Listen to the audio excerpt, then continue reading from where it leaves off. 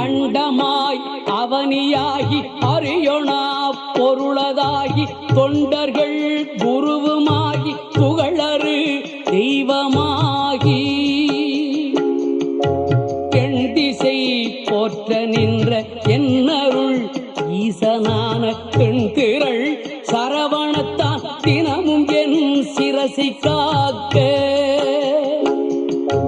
அண்டமாய் அவனியாகி அறியொணா பொருளதாகி தொண்டர்கள் குருவுமாகி புகழறு தெய்வமாகி எண் திசை போற்ற நின்ற என்னருள் ஈசனான தென்திரள் சரவணத்தால் தினமும் என் சிரசை காக்க